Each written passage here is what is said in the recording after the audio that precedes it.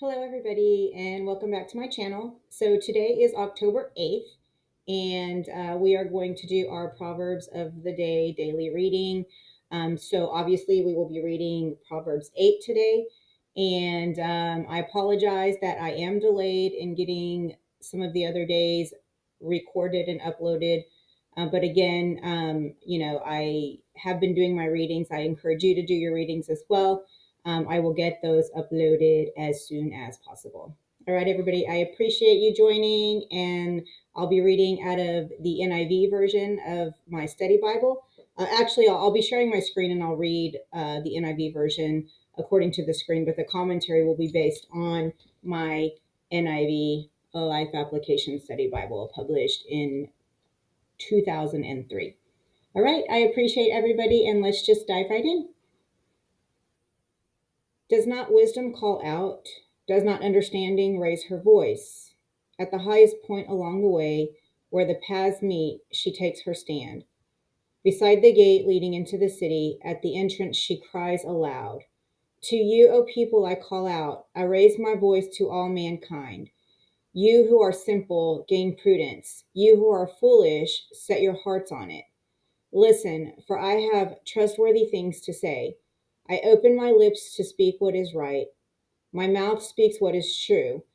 For my lips detest wickedness. All the words of my mouth are just. None of them is crooked or perverse. To the discerning, all of them are right. They are upright to those who have found knowledge. Choose my instruction instead of silver, knowledge rather than choice gold. For wisdom is more precious than rubies, and nothing you desire can compare with her. I, wisdom, dwell together with prudence. I possess knowledge and discretion. To fear the Lord is to hate evil. I hate pride and arrogance, evil behavior, and perverse speech.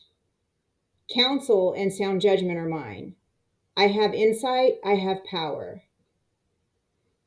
By me, kings reign, and rulers issue decrees that are just.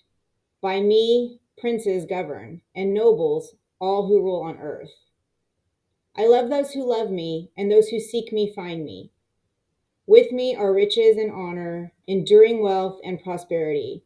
My fruit is better than fine gold. What I yield surpasses choice silver. I walk in the way of righteousness along the paths of justice, bestowing a rich inheritance to those who love me and making their treasures full. The Lord brought me forth as the first of his works, before his deeds of old. I was formed long ages ago, at the very beginning, when the world came to be. When there were no watery depths, I was given birth. When there were no springs overflowing with water. Before the mountains were settled in place, before the hills I was given birth. Before he made the world or its fields, or any of the dust of the earth, I was there when he set the heavens in place. When he marked out the horizon on the face of the deep. When he established the clouds above and fixed securely the fountains of the deep. When he gave the sea its boundary, so waters would not overstep his command. And when he marked out the foundations of the earth. Then I was constantly at his side. I was filled with delight day after day, rejoicing always in his presence, rejoicing in his whole world, and delighting in mankind. Now then, my children, listen to me. Blessed are those who keep my ways. Listen to my instruction and be wise. Do not disregard it. Blessed are those who listen to me, watching daily at my doors, waiting at my doorway. For those who find me find life and receive favor from the Lord. But those who fail to find me harm themselves. All who hate me love death. All right, let's dive right into the commentary. Okay, so the first commentary that I have is from 8:13. And so 8:13 says, to fear the Lord is to hate evil. I hate pride and arrogance, evil behavior, and perverse speech. So this says, the more a person fears and respects God, the more he or she will hate evil. Love for God and love for sin cannot coexist. Harboring secret sin means that you are tolerating evil within yourself. Make a clean break with sin and commit yourself completely to God.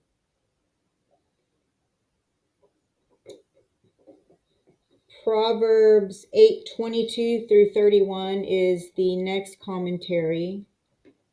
The Lord brought me forth as the first of his works, before his deeds of old.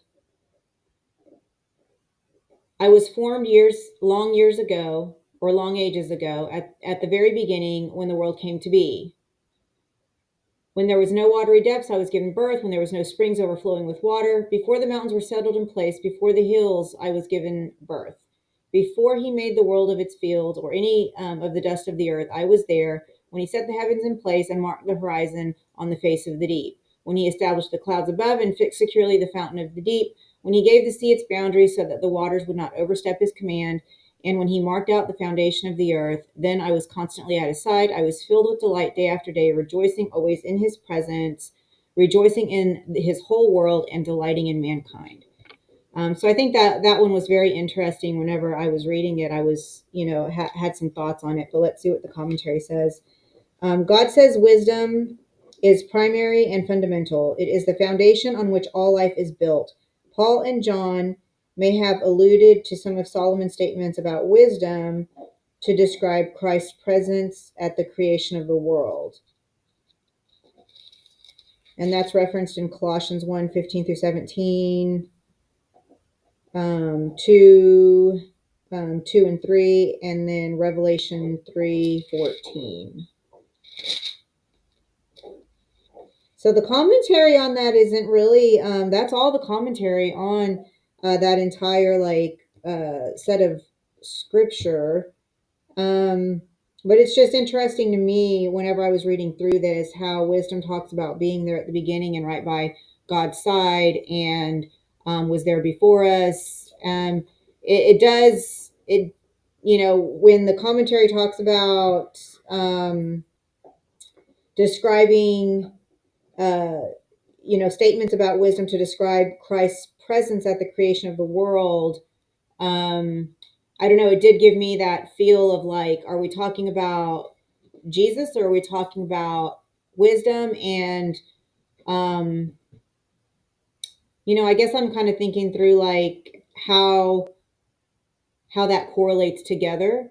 So it's probably something that I'll like research a little bit more, and dig into a little bit, to get some additional clarity around that.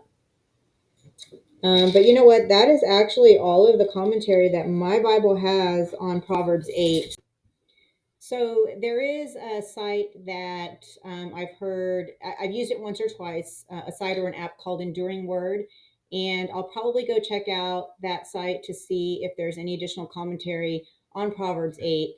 If you have any questions or comments, if there's a particular passage or scripture in Proverbs 8 that you've received revelation on, or has meant something to you in your life, then please put that in the comment section. I'd love to get that feedback and hear what you have to say about it. But otherwise, I will probably also check out the Enduring Word website, and see what else that might have on Proverbs 8. But again, I hope you received something. Thank you for joining. I pray that the word is implanted in your heart, that it produces good fruit in your life, and it will not return void. And again, everybody have a great day, and we'll see you soon. Bye, guys.